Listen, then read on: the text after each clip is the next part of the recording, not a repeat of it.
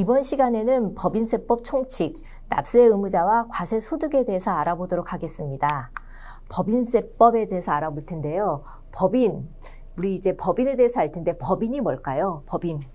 법인이란 용어가 생소할 수도 있는데 법인이라고 하는 건 법에 의해 인격이 부여된 인격체를 말합니다. 자연인이 태어나면서부터 자연적으로 인격이 부여돼서 권리 의무의 주체가 되는 반면에 법인은 법인 설립 등기라는 이런 인위적인 행위를 통해서 법인이 인격이 부여가 됩니다.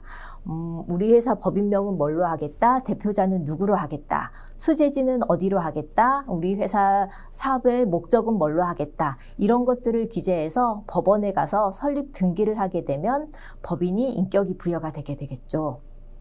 이런 식으로 법인이 인격이 부여가 되면 법인이 권리 의무의 주체가 돼서 법인 명의로 부동산을 사고 팔 수도 있는 거고, 뭐 임대차 계약을 맺을 수도 있고, 아니면 소송의 당사자로서 이제 주체가 돼서 직접 소송도 진행할 수도 있겠죠. 이런 식의 권리 의무 주체가 돼서 법인이 경제 활동을 할 수 있겠죠.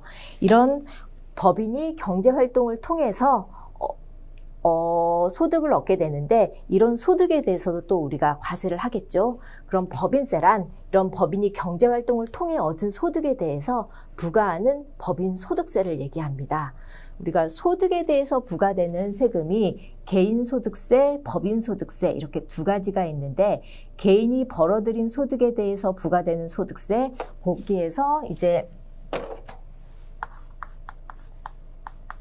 개인소득세에서 우리 보통 개인자를 빼서 소득세라고 얘기하고요.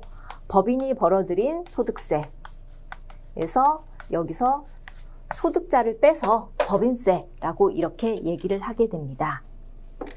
그럼 보시다시피 법인이 법으로 정해진 요건을 갖추어 일정한 조직체로 설립 등기를 하면 이렇게 권리 의무 주체가 되는 자를 얘기하고요. 이렇게 권리 의무 주체가 돼서 경제 활동을 하게 되면 이 경제 활동을 통해 얻은 소득에 대해서 부과하는 법인 소득세가 법인세가 되는 겁니다. 그럼 우리가 이제 법인에 대해서 조금 더 알아볼 텐데요. 이런 법인은 본점 소재지가 어디냐에 따라 내국법인, 외국법인으로 구분을 할 수 있는데요. 여기 보시면 본점 소재지, 본점이나 주사무소가 국내에 있다 그러면 내국법인, 본점이나 주사무소가 외국에 있다, 국외에 있다 그러면 외국법인이 되는 겁니다. 본점은 보통 우리 영리법인의 주거지를 얘기하고요. 주사무소는 비영리법인의 주거지를 얘기한다고 보시면 됩니다. 그래서 국내에 있으면 내국법인, 국외에 있으면 외국법인인데, 본점이나 주사무소가 국외에 있다 하더라도 사업의 실질적인 관리 장소인 그게 있어도 법인의 업무 수행에 따른 필요한 중요한 의사결정이라든가 뭐 중요한 관리라든가 이런 것들이 국내에서 이루어진다. 이걸 사업의 실질적 관리 장소라고 얘기하는데요. 이런 실질적 관리 장소가 국내에 있으면 내국법인으로 분류가 되게 됩니다. 그리고요, 또 한 가지 구분은 영리 추구를 하느냐, 하지 않느냐에 따라서 좀 달라지는데요. 이제 영리 목적을 하는 법인을 영리법인, 영리 추구가 아닌 학술, 종교, 자선, 기타 공익사업을 목적으로 하는 법인을 비영리법인이라고 얘기합니다. 여기서 말하는 영리는요, 우리 단순히 뭐 이제 돈을 벌겠다 하는 이런 이윤 추구, 이런 개념보다는 이윤 추구를 하느냐 안 하느냐 이런 개념보다는 이윤 추구를 통해서 벌어들이는 그 소득에 대해서 구성원들에게 분배를 하느냐 안 하느냐가 좀 더 이제 중요한 의미를 갖는다 보시면 돼요. 그래서 이익 분배를 하게 되면 영리법인이 되는 거고요. 이익 분배를 하지 않으면 비영리법인이 된다고 보시면 됩니다. 그래서 조합을 해보면 소재지가 어디 있느냐에 따라 내국법인, 외국법인으로 구분이 되고, 또 영리를 추구하느냐 안 하느냐에 따라 영리법인, 비영리법인으로 구분을 하게 됩니다. 우리가 이렇게 각각 구분하는 이유는요, 좀 이따 과세소득에 대해서 배울 텐데, 이런 각각 법인별로 이제 과세소득의 범위가 달라지기 때문에 이런 구분의 실익이 있는 겁니다. 그러면은 각 법인별로 어떤 법인들이 있는지 조금 더 자세히 알아보겠습니다. 일단 소재지가 본점이나 주사무소 소재지가 국내에 있는 내국법인 중에 영리를 추구한다. 이윤을 추구하고 그 소득원을 이윤 추구한 이익을 분배를 한다. 그럴 경우엔 영리법인이 된다고 했는데요. 이런 영리법인에는 우리 상법에 적용을 받는 요거는 지우고 갈게요. 상법에 적용을 받는 한명합자 유한 주식회사 이런 게 있습니다. 우리 주식회사는 많이들 들어보셨잖아요. 그래서 뭐 무한책임사원과 유한책임이 구성사원 책임사원이 구성이 어떻게 되느냐에 따라서 그게 분류가 되는 건데 이런 게 있다. 그리고 이제 상법은 아니지만 특별법에 의해서 설립된 법인으로서 이익 배당이 가능한 법인, 이제 건설공제조합 정도가 있다고 보시면 될 거예요. 이런 법인이 영리법인에 들어가고요. 비영리법인은 민법 32조 규정에 의해 설립된 뭐 사단, 재단 이렇게 얘기하는데요.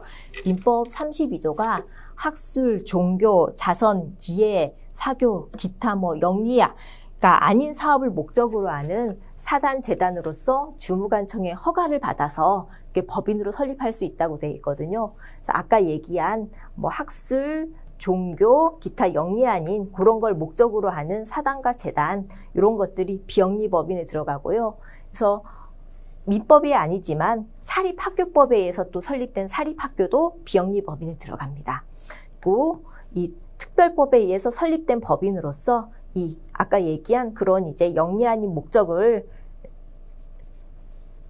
영리 아닌 사업을 목적으로 하는 그런 목적을 가진 법인들이다. 그러면 또한 비영리법인으로 들어가게 됩니다. 그리고 국세기본법에 의해 법인으로 보는 단체가 또 비영리법인으로 들어가는데요. 국세기본법 기억 더듬어 보시면 우리 이제 국세기본법에서 당연 법인으로 보는 단체, 주무관청의 허가 또는 인가를 받아 설립되거나 아니면 법령에 따라 주무관청에 등록한 사단, 재단, 뭐 기타 단체로서 등기되지 아니한 그런 법인들은 당연 법인으로 받고요. 그런 법인들이 아니다 하더라도 신청에 의해서 신청을 하고 법인으로 보는 단체 승인 신청을 하고 그거에 따라 해당 요건에 부합을 한다 그러면 승인을 받게 되면 그 승인에 의해서 법인으로 보는 단체 또한 비영리 법인에 들어간다는 얘기입니다. 그리고 이제 외국법인 쪽에 보시면 외국법인은 아까 본점 소재지나 주사무소가 국외에 있는 경우였고 또 사업의 실질적인 관리 장소가 국내에 있지 않다. 그러면은 외국법인으로 분류가 될 테고요. 그 중에 영리를 추구한다. 그러면 외국 영리법인. 그렇지 않다. 영리를 추구하지 않는다. 그럼 비영리법인이 되는 거고요. 우리 외국 영리법인 이렇게 돼 있는데 이게 흔히 착각하시는 게 외국계 기업 아니면 외국인 투자 기업 이런 거를 외국 법인이라고 이제 착각하는 경우가 있는데 그렇지 않다는 거. 우리 구글이 있고 구글 코리아가 있다. 이제 구글은 당연히 외국 법인일 테고 구글 코리아는 우리나라야 법에 설립된 우리나라에 본점이 있는 뭐 외국계 투자 기업, 외국인 투자 기업 이런 식으로 돼서 국내 법인에 해당이 되거든요.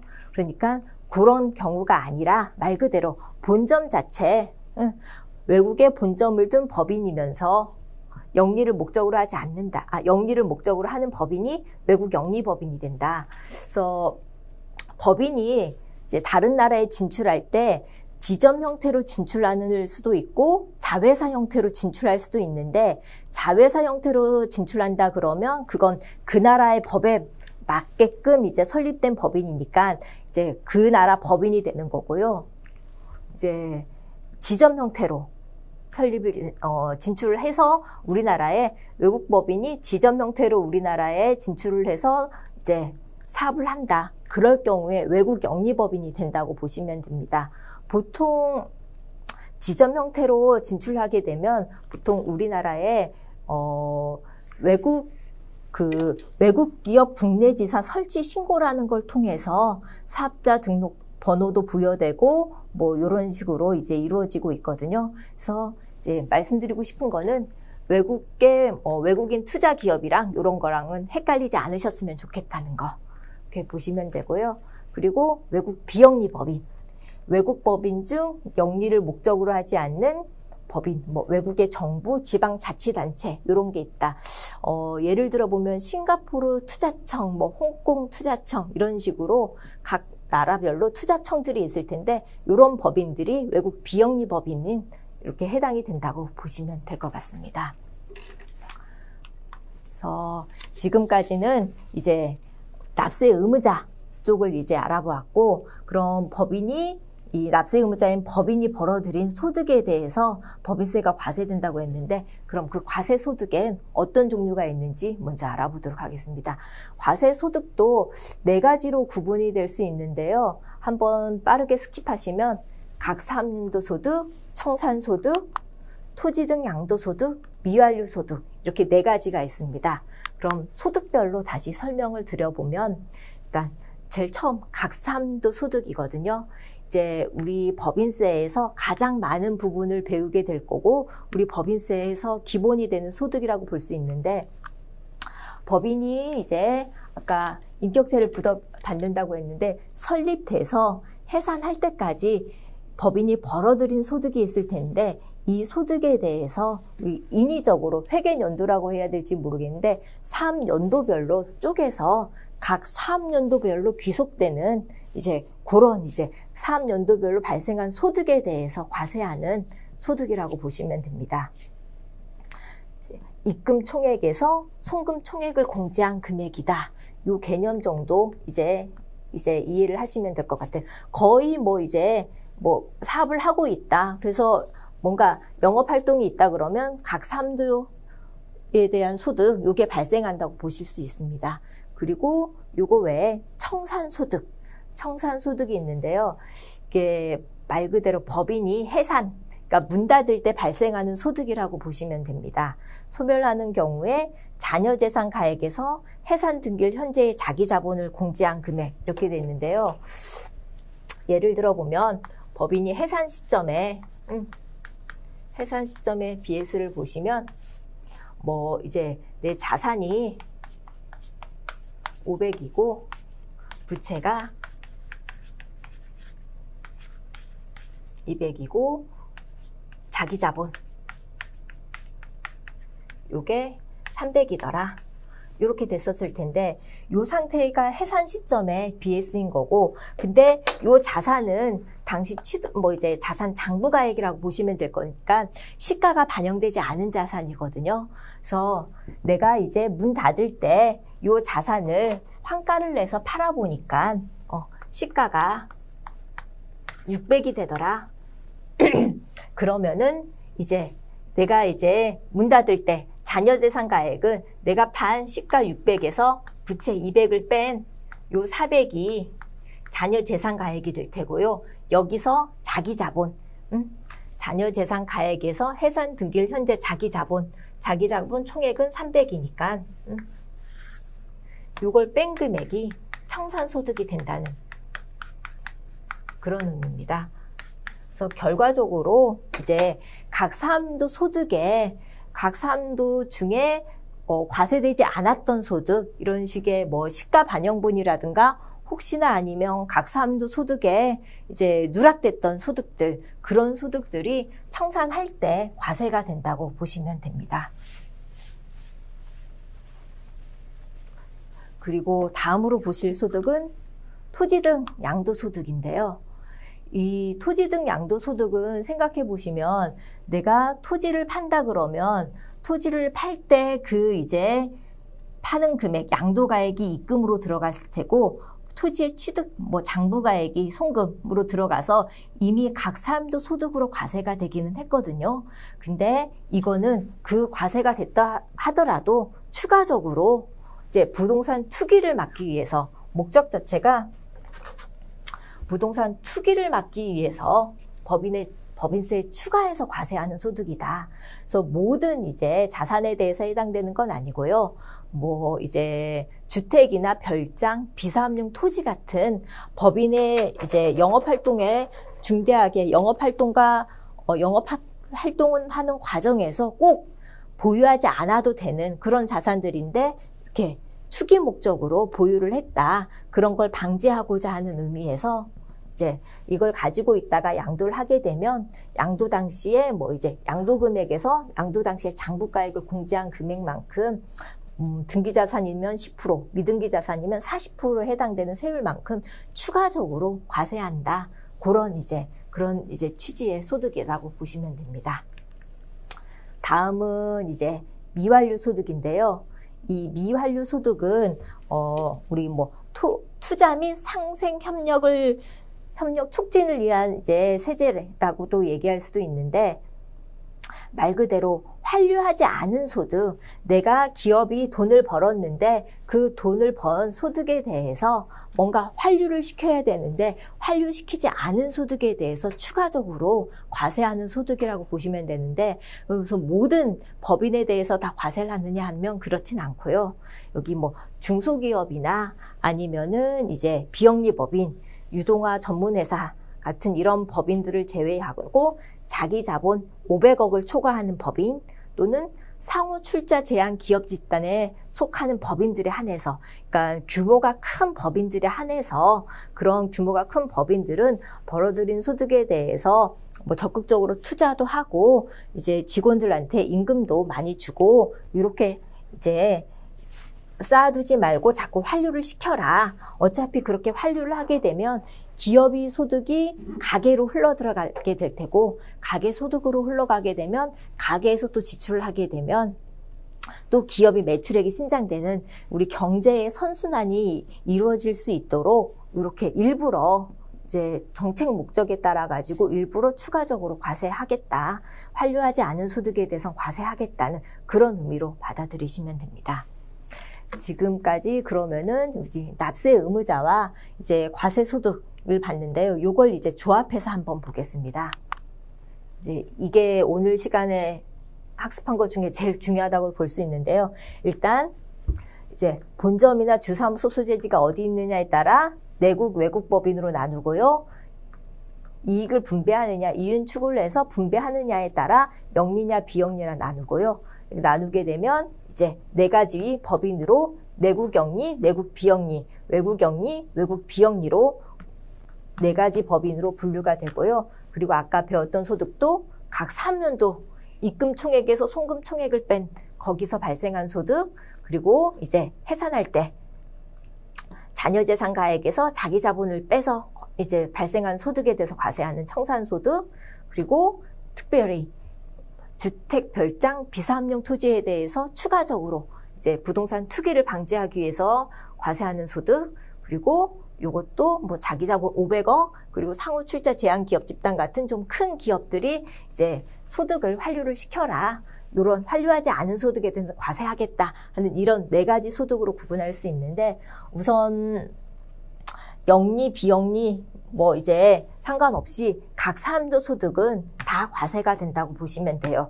다 과세가 되긴 하지만 그 과세 사업연도 소득 중에서도 좀 분류를 해서 보시면 된다고 생각하시면 되고요. 일단 내국연리 법인이다 그러면 뭐 이제 내국 법인은 우리 거주자와도 좀 비슷한 개념이긴 하니까 국내외 모든 소득, 그러니까 뭐 무제한 납세 의무자 이런 얘기도 하죠. 국내에 발생한 모든 소득에 대해서 각 사업연도 소득으로 다 과세가 된다. 이런 의미고요. 내국 비영리는 국내에서 발생하긴 했지만 국내외에서 발생하지만 그중에 열거된 수익 사업 소득이라고 있거든요. 이제 뭐 비영리 법인 같은 경우에는 따로 법령에 구체적으로 이러이러한 사업에 대해서 목적 사업 외에 수익 사업에 대해서 과세하겠다라고 열거가 돼 있는데, 그런 열거된 국내외에서 발생된 소득 중 열거된 수익 사업 소득에 대해서 과세 의무가 납세 의무가 있는 거고요. 내국, 외국 영리법인은 국내 원천 소득, 이 국내 원천 소득도 법에 열거가 돼 있거든요. 이자 소득, 뭐 배당, 사용료 이런 소득이 뭐 국내 원천 소득에 해당된다고 해서 이것도 열거가 돼 있는데, 이런 열거된 소득에 대해서 국내 원천 소득에 대해서 과세 의무가 납세 의무가 있다. 그리고 외국 비영리법인이면 국내에서 발생한 국내 원천 소득 중에서 다시 비영리니까 수익 사업 소득에 대해서 과세가 된다, 납세 의무가 있다. 이렇게 보시면 됩니다.